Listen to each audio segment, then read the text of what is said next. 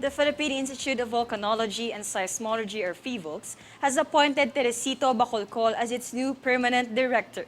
The new director aims to address manpower issues faced by the agency to fight against the spread of fake news in social media during times of disaster and emergencies. Furthermore, he said that the agency will ensure the public awareness of disaster preparedness through partnerships with international institutions for knowledge and technology exchange.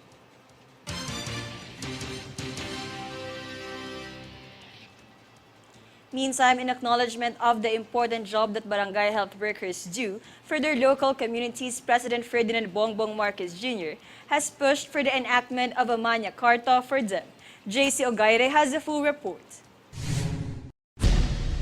The House of Representatives passed House Bill number 6557 on its third and final reading in December 2022, giving BHWs, among other incentives, a monthly honoraria of 3,000 pesos. According to President Marcos Jr., BHWs undertake house-to-house visits, offer basic healthcare services to local populations, and assist in setting up hospital admissions for ill patients. He added that he doesn't anticipate any opposition to the bill, and the administration made sure that Magna Carta for barangay health workers was included in the priority measures. The measure provides a certified barangay health worker with transportation and subsistence benefits, a one-time cash retirement incentive, health insurance, paid time off for vacation and maternity leave, and monetary gifts. For Golden Nation Network, this is JC Ogaire. On to Senate updates. Senate President Pro Tempore Loren Legarda aims to build Wi-Fi sites and embrace digitalization in indigenous communities in far-flung areas nationwide.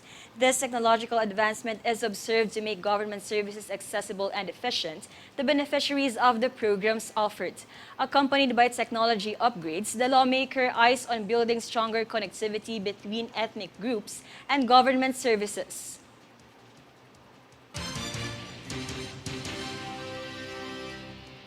On the other hand, Senator Pia Cayetano resists approving the revival of Mandatory Reserved Officers Training Course, or ROTC, with which the lawmaker urged the national government instead to pay more attention and invest in STEM, or science, technology, engineering, and mathematics-related courses. Senator Cayetano highlighted that aside from ROTC, STEM-related courses could serve as an alternative way to foster values and academic disciplines for Filipinos.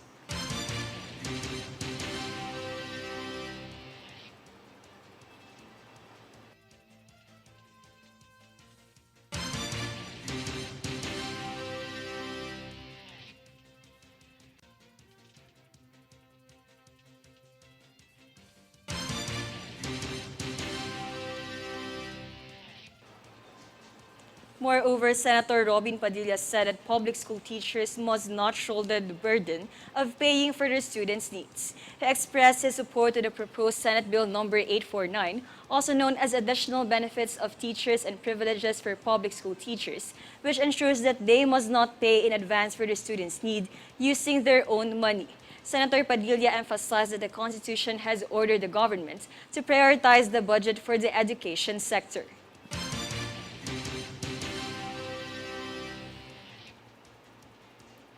Senator Risa Hontiveros claimed that a sophisticated multi-million-dollar modern-day slavery operation involving Facebook and other messaging applications had compelled trafficked Filipinos to run cryptocurrency frauds in Southeast Asian nations. JC Ogaire for the full report. Senator Risa Hontiveros claimed that a sophisticated multi-million-dollar modern-day slavery operation involving Facebook and other messaging applications had compelled trafficked Filipinos to run cryptocurrency fraud in Southeast Asian nations. According to Hontiveros, this appears to be an industrial complex including a number of actors, including illegal recruiters or agents in the Philippines, the Bureau of Immigration, and their network throughout Southeast Asian nations. Hontiveros argued that social media companies, messaging services, and dating apps need to be more watchful in order to stop syndicates from abusing their internet infrastructure. These are utilized to defraud foreigners and engage in false hiring of Filipino laborers. She claimed that these websites have given unlawful recruiters and human traffickers flexibility and anonymity. For Golden Nation Network, this is JC Ogaire.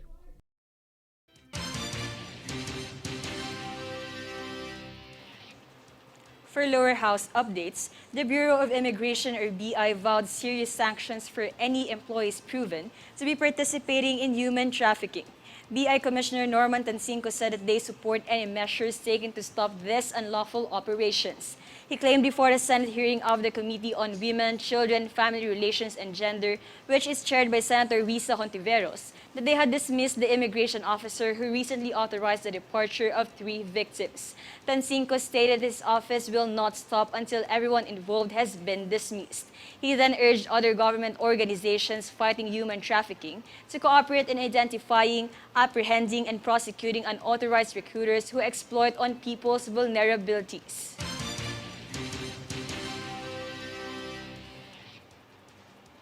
According to Malacanang, half of the priority bills listed by President Marcos Jr.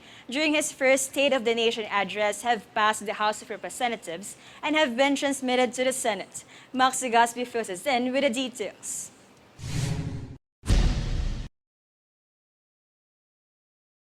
According to Presidential Communications Secretary Cheryl Garafil, mentioning data from the President Legislative Liaison Office, 10 of the 20 SONA priority legislative measures had cleared the House as of January 18. They include the Tax Package 4 or the proposed Passive Income and Financial Intermediary Taxation Act, Government Financial Institutions Unified Initiatives to Distress Enterprises for Economic Recovery Bill, Tax Package 3, or the proposed Real Property Valuation and Assessment Reform Act, the proposed Internet Transaction Act or e-commerce law, and the bill condoning the unpaid amortization and interests of loan of agrarian reform beneficiaries. Also approved on final reading at the House were the bills creating the Medical Reserve Corps, Philippine Centers for Disease Prevention and Control, and the Virology Institute of the Philippines, proposed amendment to the Build, Operate, Transfer Law, and the proposed National Service Training Program Act. She added that the priority bills are critical to implementing the administration's programs, particularly the 8-point socio-economic agenda. The remaining 10 SONA priority measures are still in committee in the House and the Senate. For Golden Nation Network, this is Max Legaspi.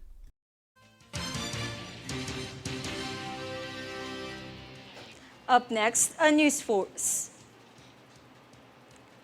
Philippine Post Office cautions public against fraudulent phone calls.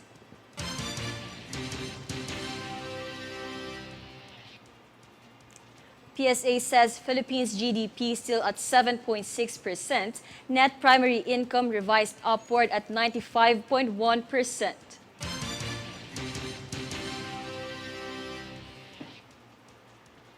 PNP set to complete panel on courtesy resignations.